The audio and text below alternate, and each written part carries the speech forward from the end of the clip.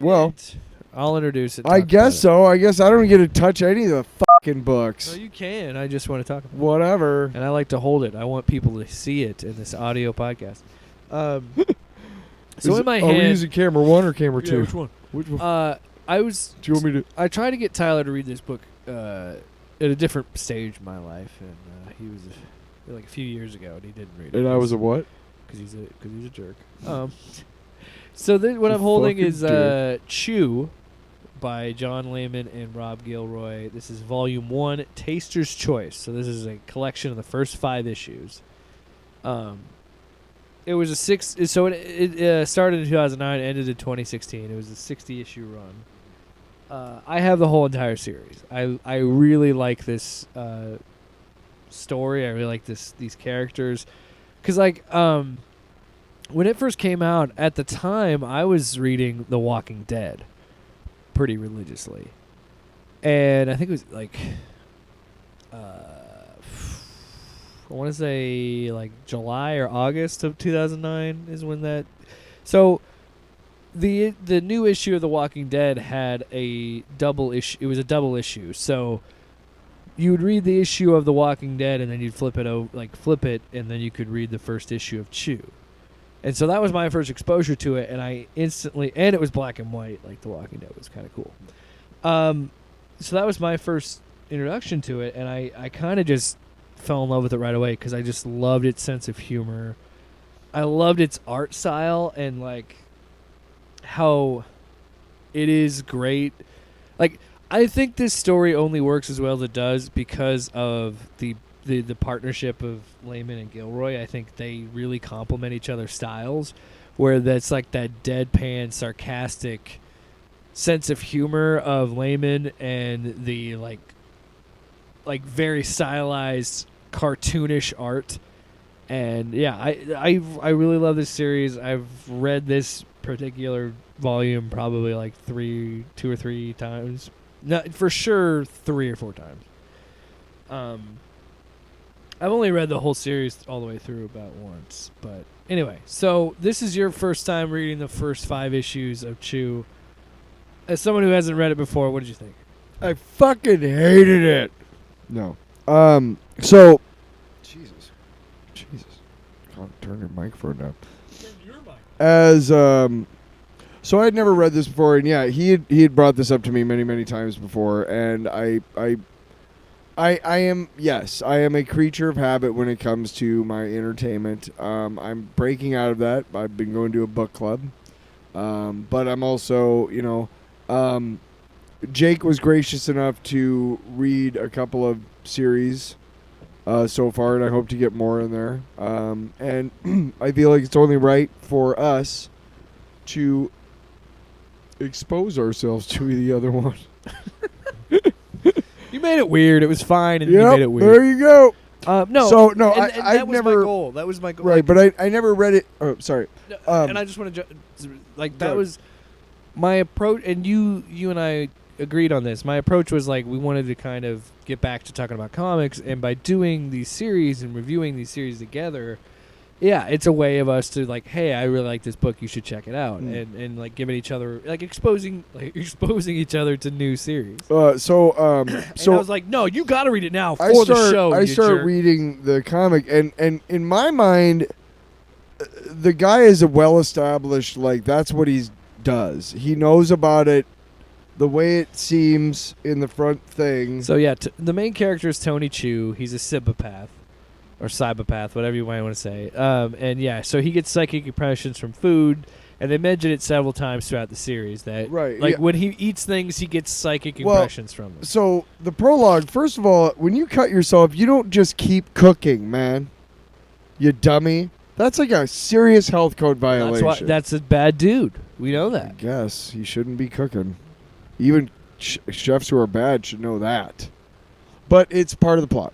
Anyway, so pretty much at the beginning of every issue, or most of them, is meet Tony Chu, and they have a couple of panels. He's doing here's why, and So it's like when he eats he's a almost burger. Oh no, actually, okay. When he eats a burger, he sees the cow being butchered, which cow was butchered. Right? And shit like that. Yeah. And beets, so he eats beets. He eats beets because it blocks his abilities. And yeah, so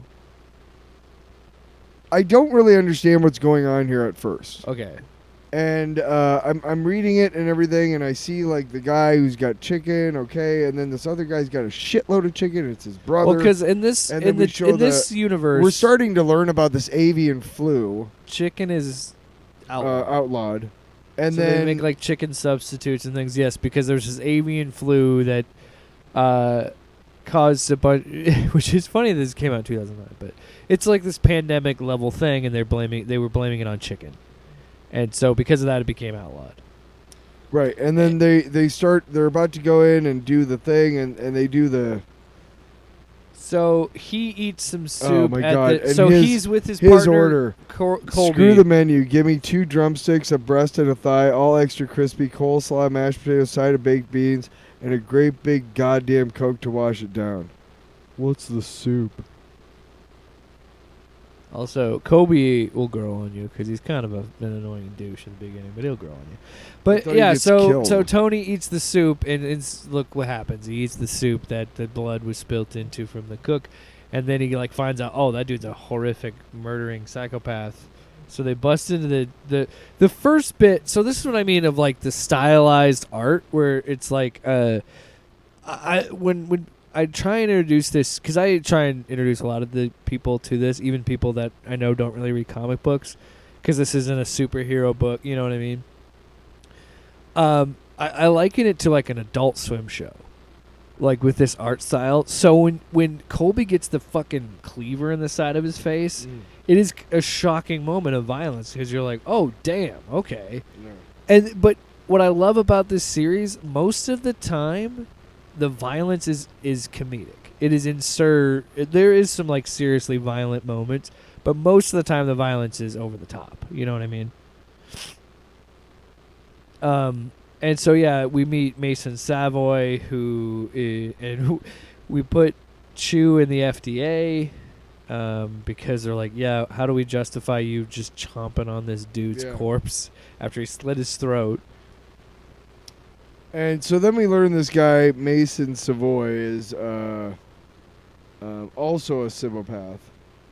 And I don't want to like go through every issue or whatever, but no, I mean it's 5 issues, so I mean so we can kinda but throughout there's very interesting ways, like the story, the writing is interesting because it'll start one way and then come back to you and say, okay, there's this thing, and this is how this happened, and you know, I hope you like finger foods, because he's got to eat this guy's finger to figure out this. It's Evan Pepper, and that's kind of an ongoing thing or whatever, and the avian flu and whatnot. hates him, yeah, and yeah, his superior hates him and everything, and what? Keep going. Well, then they go and they meet Amelia, who is this love interest of his, and she writes, what is she? Whatever. She writes whatever she writes. Yeah, whatever she writes, like about food, like you can taste it. And lately she's been writing Sabo Scrivener. Okay. And lately she's been writing about nothing but just like the worst fucking. She's bored. Right. So she writes it, and people are reading the newspaper and just puking everywhere. And there's this whole deal, and she leaves. I got kind of bored around the whole vampire thing. I was like, what is going on here? I'm bored. And then at the end, Savoy kicks his ass. That pays off. The vampire stuff pays off. Yeah, but then they fight and like listen what? To that. I don't know. It's so good. You're missing the best parts. Because one of my favorite parts comes in issue 4. Mm-hmm. Where they're trying to find the remains of. Again, this all makes sense. He's Layman is planting the seeds of long term of what he wants to do with the story. And I'll admit, when I was first reading it, that this issue 4 is kind of a weird turn because it's introducing space and this telescope shit. Yeah. But so they show up to Washington D.C. to get the remains of to get a lead on this case. and this lady gives him a cremation thing. Because she's like, I know what you guys do. I think it's fucking gross. I'm not going to let you eat a corpse in here. So it's a cremation thing, urn. So Savoy goes, oh, it's an urn? And opens it next to a fan. And it's like 5 panels, and they're all wide. And it's just one is completely white, and then it slowly starts to see them take shape. And it's just something cool that what I love about this book is how it plays. And like, I know I say this with every book that I like, but the best comic books are the ones that play with the medium and play with it. And so the fact that you have 3 panels of this 4-panel thing here with no dialogue, and it's just you're laughing at like the silliness of them being covered in these ashes. But the episode, like, I understand where you're coming from, because yeah, even for me, issue 4 is kind of weird, but again, it pays off later in the story. But issue 5, I don't know. Do you think the turn on Savoy was too fast? Is that why you didn't like it as much? I just again, he's planting the seeds. It makes more sense later on in the story. You also have to look at it as not like a complete thing. This is part 1. It's too late. This is issue 1 through 5 of a monthly series. So like they have to. How many are there? It's 60 issues. There's 12 volumes. If you want to, we don't have to keep going. I just wanted to see if you would be interested in it, if you would finish it, because I know you didn't finish it last time. Like, I think maybe instead of doing 5 issues a week. Yeah, and we could go to do the Punisher thing where it's one at a time. You could just read it. I've already read volume 2 again. Maybe. So you could read it. And I've already read it a couple times. So, like, for me, it's just recapping things. I think that's why I was like, oh my God, this is a lot of shit. I don't want to talk about 5 issions at once. Yeah, and it's a lot. But for me, I read it so many times. This is why we need a producer. Like we produce, don't get me wrong. We need somebody to come in and be like, all right, that's enough. Well, okay, so like what I love about this too is just like the art has so many Easter eggs and so many like jokes in the background of like and then issue 3 when they meet Amelia at this like shitty sushi restaurant. Like nobody orders food here because it's shitty, and so then all these ninjas pop out, and then fucking Savoy. It works as a fun action set piece because like one of these like critics said something on one of the backs. There was a quote where it said like the beauty of this story is it doesn't tie itself. It can't be tied to one genre. Yeah, it kind of blends a bunch of different stuff. It's a comedy. It's a cop procedural. It's a buddy cop thing. You know, it's a bunch of different layers to it. And it's and maybe that's where I'm at too. Is that what are you trying to do? Yeah. One of my favorite ones. What are you trying to do, John Layman? After he's supposed to eat the finger of the burger, he goes to the burger place and he confronts this kid, and the kid's like, "I'm not talking to you, you fucking pig." Blah blah blah blah. So then he like pretends to call a strike team where he's just chatting with Savoy, and Savoy's like, "Are you having fun?" Like saying this shit, and then there's this big like panel like covers most of the page, and there's this huge bubble of dialogue, like an insane bubble of dialogue, but again works for the book because it's fucking funny, because he's just last week I stole $40 from the register so Frank Barton and I could buy beer and weed, and it wasn't the first time. Like just he's like confessing to all these crimes and then just being a shithead kid. I just think it's a fun scene. But it again is a newcomer, and I'm glad. This is why I'm glad we did something like this, where it's a book that I've read a few times or a story that I've known for a while, because I like having you with fresh eyes being like, okay, well, there's elements that I like, but it seems kind of... But some of it sucks. Like, it's just not connecting it. And again, I'm telling you, the next volume, like, it makes more sense as it goes on. I think it's, for the most part, pretty well constructed. And one of my... sorry, fucking sinuses. Stop doing so much coke. I love it. Love it, love it, love it. Love that cocaine. Love that cocaine. crack cocaine. Nice. I love that shit. Nice. Yes. All right. Wow. Yeah. Just went through the whole. You know what? You know what's really funny? In the time that it took you to do those sound drops, the amount of time that it took you, we need another bump of coke.